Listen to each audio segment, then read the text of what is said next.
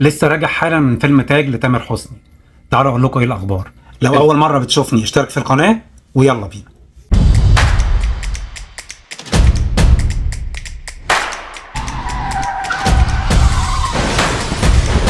الفيلم من غير حرق بيحكي عن تاج، شاب مصري عادي جدا عايش مع امه، وبيكتشف من احمد بدير اللي هو جده ان هو من سلاله لها قدرات خارقه. بيبتدي يستخدم قدراته دي في فعل الخير لحد ما بتحصل مفاجاه بتقلب كل الموازين. عشان ابقى فير هبتدي الاول بايجابيات الفيلم. من الناحيه البصريه الفيلم يعتبر ممتع بصريا. ما اقدرش اقول ان في كادرات كانت فنيه قوي، الفيجوال افكت كان عادي ما كانش جبار، لكن كونه اول فيلم مصري لاول بطل عربي خارق وتتعمل الامكانيات دي كلها في مصر بس، دي حاجه مشرفه جدا على مستوى الفيلم، وانك داخل تتفرج على حاجه مسليه فالفيلم مسلي. كمان اغنيه الفيلم مبهجه وفيها بوزيتيف انرجي بشكل مش طبيعي. كمان تامر شال بعض الافيهات الجنسيه اللي كانت موجوده في التريلر من جوه الفيلم نفسه. على مستوى الكوميديا والافيهات هتضحك في مناطق كتير في الفيلم، الضحك فيها مش بطال. عجبني كمان اداء عمرو عبد الجليل في الفيلم. بصراحه اداؤه مختلف عن الاداء التقليدي بتاع عمرو عبد الجليل في كل الشخصيات التانية اللي بيظهر فيها. هالة فاخر كمان طلتها وحضورها على الشاشه ملهاش حل. كمان فكره انك تشوف بطل خارق بيتكلم عربي بيتكلم بلكنه مصريه، دي في حد ذاتها حاجه ممتعه جدا. طيب كفايه اجابات لحد كده، ندخل بقى على السلبيات. عشان اتكلم في السلبيات هبتدي الاول بالسيناريو بتاع الفيلم، واللي هو العمود الفقري لاي عمل فني. الفيلم قصه وسيناريو وحوار تامر حسني، والحقيقه ان السيناريو مليان بعيوب ومشاكل قاتله. احنا عارفين انك بتكتب لنفسك، بس مش لازم كل مره تفكرنا ان دمك اخف واحد في الدنيا وان مفيش حد بيضحك زيك. الطاقه الجنسيه الجباره اللي كذا مره تيجي سيرتها في الفيلم بمناسبه ومن غير مناسبه. الشخصيات كلها مرسومه بطريقه مسطحه بشكل مبالغ فيه، مفيش ولا شخصيه لها ابعاد دراميه مظبوطه. يعني الشرير شرير لله في لله، والطيب طيب لدرجه الهبل. نيجي للجزء الاولاني في الفيلم وهو جزء التعريف بالشخصيات. معرفش ليه افتكرت قوي افلام حسن الامام. شخصيه الولد اللي متربي في ملجأ وصعبان عليه نفسه عشان ما يعرفش مين ابوه ومين امه، والناس بتعايره عشان هو تربيه ملاجئ. والحوار اللي ما بين تامر حسني وما بين هالة فاخر والموسيقى الحزينه اللي شغاله وراه فكرني قوي بافلام حسن الامام.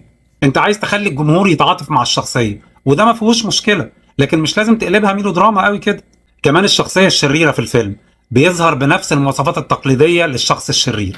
الحاجب المرفوع، الاستفزاز اللي ملوش لازمه، شره غير مبرر، وكل دوره في الحياه انه يقرف تاج ويمرر عيشته. طب ايه السبب؟ لا هو كده انا شرير. قصه الحب اللي من اول نظره اللي كوميديه فعلا ما بين تاج وما بين تمارا اللي هي دينا الشربين.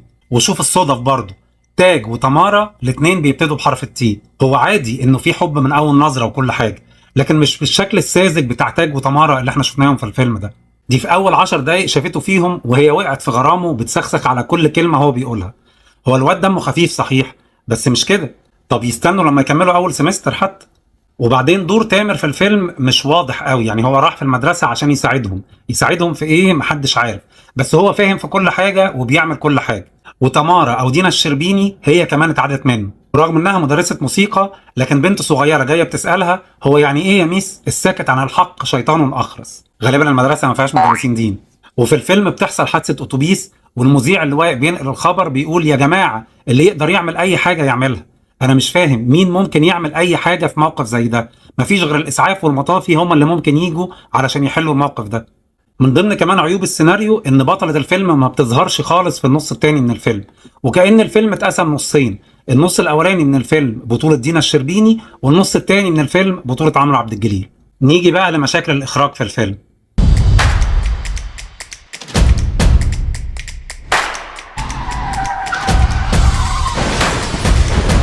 مخرجة الفيلم وهي سارة وفيق عملت قبل كده فيلم مش أنا مع تامر حسني برضه. أول مشكلة وهي مشكلة الأداء بتاع تامر حسني. في الفيلم تامر حسني بيأدي شخصيتين، شخصية تاج الشخصية الطيبة، وأخوه هارون الشخصية الشريرة. لكن في أداء تامر حسني الشخصيتين كربونة من بعض. أداء تامر حسني لشخصية تاج هو نفسه كان أداء شخصية هارون، مفيش أي اختلاف. لا في حاجة مختلفة، لون عينين هارون كانت زرقاء، وده غالبا عشان اتربى بره مصر، او علشان شخصيه شريره يمكن. ورغم ان شخصيه هارون عينيها ملونه، لكن لما حبيبه هارون نامت مع اخوه تاج ما قدرتش تفرق ما بينه وما بين اخوه. يعني لو ما عرفتش تفرق ما بين الاخين في العينين هتعرف تفرق ما بينهم في حاجات تانية، لكن واضح ان الموضوع خلطبيطه بالصلصه. بصراحة عيوب أداء تامر حسني لشخصية هارون تقع مسؤوليتها بالكامل على المخرج، لأن هو اللي بيدير العمل وهو اللي يقدر يوجه الممثل وبيديله مفاتيح الأداء بتاعة الشخصية. بس للأسف واضح إن سارة وفيق كانت منصاعة تماما لأوامر صاحب الدكان اللي هو تامر حسني، بما إن هو المنتج والمؤلف والبطل وصاحب الموسيقى التصويرية، يعني من الآخر هو صاحب الدكان. في حاجة كمان أنا بعتبرها غلطة قاتلة في الإخراج.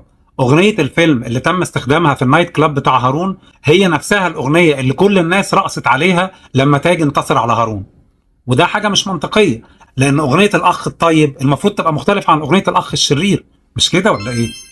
تفضل أغنية الفيلم هي أحلى حاجة في الفيلم، بتصويرها، بموسيقتها، بكلماتها، بالطاقة الإيجابية اللي بتصدرها، تفضل هي فعلا أجمل حاجة في فيلم تاج. مش هعلق على أداء دينا الشربيني لأن بصراحة الدور ما كانش فيه حاجة تتعمل، هي الشخصية مكتوبة البنت الحلوة حبيبة البطل، مش أكتر من كده. في حاجة كمان أنا حابب أوضحها، الفيلم مش لازم يعجب كل الناس، مش لازم كل الناس اللي بتحب تامر حسني تحب الفيلم ده، بالعكس في ناس كتير جدا بتحب تامر حسني ومش هتحب الفيلم، وفي ناس كتير كمان هتحب الفيلم رغم انها ممكن ما تكونش بتحب تامر حسني. وهو ده الفن يا جماعة، في الآخر هي أذواق، في ناس هتحب وفي ناس مش هتحب. نقطة أخيرة أحب أقولها، تامر حسني فعلا فنان موهوب وعنده مواهب كتير جدا في الغنى وفي التمثيل وفي التلحين ويمكن كمان في التأليف، لكن ما ينفعش يبقى هو مؤسسة متكاملة للفيلم، ما ينفعش يبقى منتج ومطرب ومؤلف وصاحب الموسيقى التصويرية وبطل الفيلم. هو محتاج يركز عشان يطلع فيلم حلو. تامر رمى كام كلمة كده في الفيلم انه احتمال يبقى فيه جزء تاني which is fine، بس حاول في الجزء التاني تتلافى عيوب الجزء الاولاني في الفيجوال افكت، حاول يبقى فيه سي جي اي وحاول يبقى فيه كروما بجد، وحاول ان الخدع تبقى معمولة بشكل بروفيشنال اكتر من كده. وبس كده، لو عجبتك الحلقة لايك وشير، وانزل خد لك لفة في الفيديوهات، لو عجبتك اشترك في القناة.